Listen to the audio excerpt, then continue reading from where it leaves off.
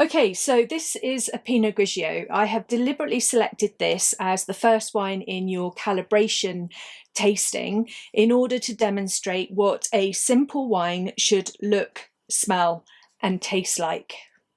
Pinot Grigio is sometimes referred to as Pinot Gris, and it has many expressions around the world, some of which are simple, some of which are more complex. You'll find out more about Pinot Grigio as you read through your textbook, but I have chosen this one specifically, which comes from the Veneto in Italy, to demonstrate a simple style of Pinot Grigio.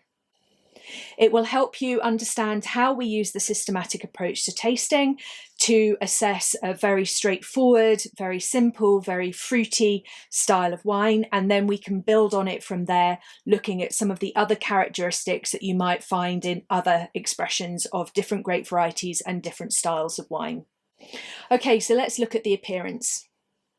Holding your glass at an angle and examining the colour, you will notice that this is pale and it has a lemon tinge. We therefore describe it as pale lemon. Pinot Grigio from the Veneto is usually fermented in inert vessels, so you don't get any of that extra colour coming from the barrel fermentation. And the Veneto just has a moderate climate, so you're not getting extra colour coming from really, really ripe fruit either. Okay, now let's look at the nose. Give the glass a swirl, take a sniff. Okay, so my nose is having to work quite hard to get any aroma out of this particular wine, and so therefore we would describe this as light. Okay, now let's have a go at trying to identify some of the aroma characteristics. Firstly, let's look at primary characteristics. Primary characteristics are those that come from the grape variety itself or perhaps come from fermentation. This is very fruity. We've got apples, green apples in particular. We've got a bit of lemon. We've got a bit of pear. There's a tiny bit of blossom in here as well. But that's it. And therefore, because we've only got 3, maybe 4 different aromas coming from 2, maybe 3 different clusters, we can describe this wine as simple. As we get more aromatic character in the wine, as we cover more clusters, then we can describe the wine as complex. But we would describe this as simple. Okay, so now let's look at the palate.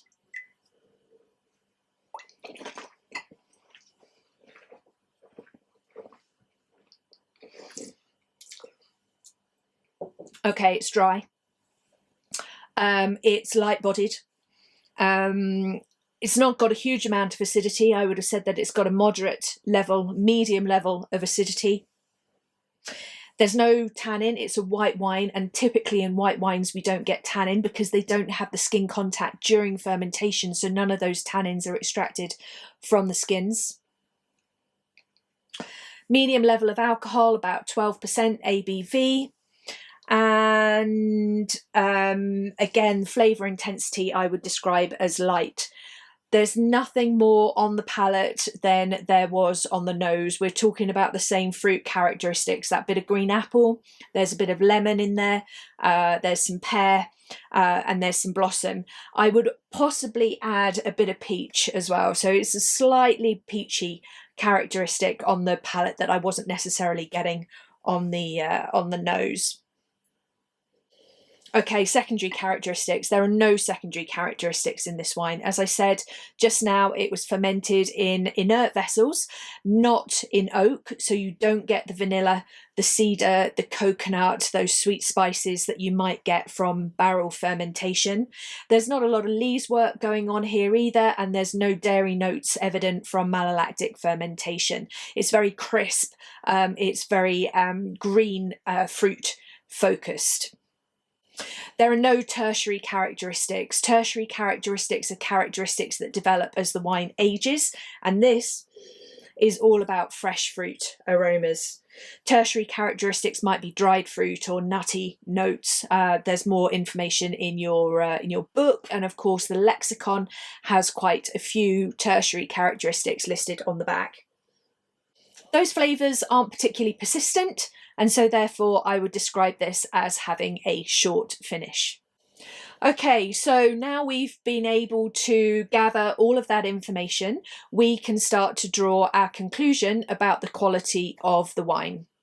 So, the acidity, I described it as being moderate in level. That is very much in balance with all of the aromas and flavours. Sometimes if a wine is too high in acidity, but there's not very much aroma and flavour, then the wine can be described as quite thin. In this case, it is not thin, it is light, but the acid certainly isn't overpowering. The finish is short, but there is nothing negative about that finish. The alcohol doesn't leave any burning sensation, there is no bitterness. Okay, so this wine is balanced, however, it is light, it is simple, the finish is short, and so therefore we would mark this as acceptable in terms of its level of quality.